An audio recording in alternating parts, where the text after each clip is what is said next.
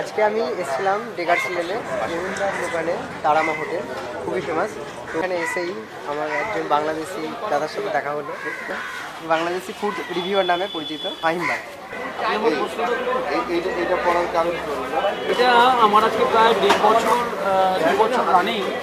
আমার স্পাইনালে আচ্ছা, তবে স্পাইনালে যেমন প্রবলেম আছে তেমনি সারানো অনেকে জানা যে তাড়াতাড়ি সেরে যাক, আমরা বিপদে পড়লেই দেখবেন আমরা ভগবানকে ডাকি। আপনি এটা চান না? না, আমি একদমই চাই না। কেন? তার একটাই কারণ, মাকে আমি একটাই কারণ আমি তো তারামানি থাকি। আমার একটাই কথা, মা আমি ঘুম থেকে ওঠার আগে এবং ঘুমোতে যাওয়ার আগে আমি 3টে কথা বলি মাকে জানাই যে মা প্রথম হচ্ছে তুই ভালো থাকিস আর আমাকে একটু ভালো রাখিস, আমার যা অসুবিধা এটা পুরো সারানো দরকার নেই।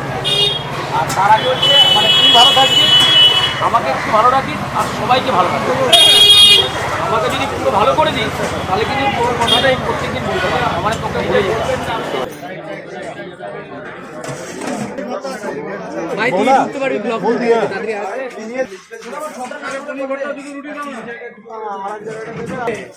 বিশ্বজিৎ।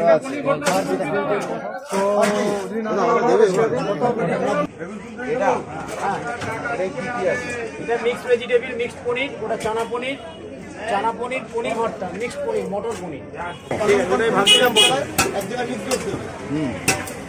মিক্স করতে চেঞ্জ করবে 2 প্লেট হবে। হ্যাঁ, তাহলে আর বেগুন সুন্দরী খাবো না? বেগুন সুন্দরী কি খিচুড়ি দিয়ে হবে?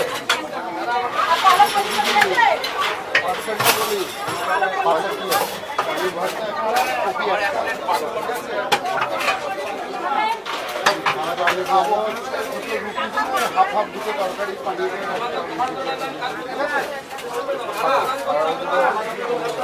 তোমাদের রুটি পাবো না তো?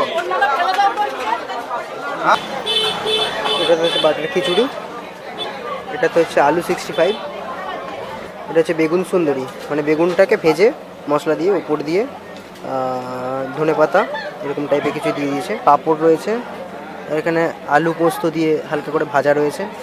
এটা হচ্ছে মিক্স পনির এই তন্দুরি রুটির সাথে, তলায় স্যালাড রয়েছে, এটা পেঁয়াজ কুচি, শসা কুচি রয়েছে, আর এখানটায় চাটনি রয়েছে। এটা হচ্ছে ফুলকপি, গন্ধরাজ ফুলকপি, আর এটা হচ্ছে মটর পনির বাটার মশলা।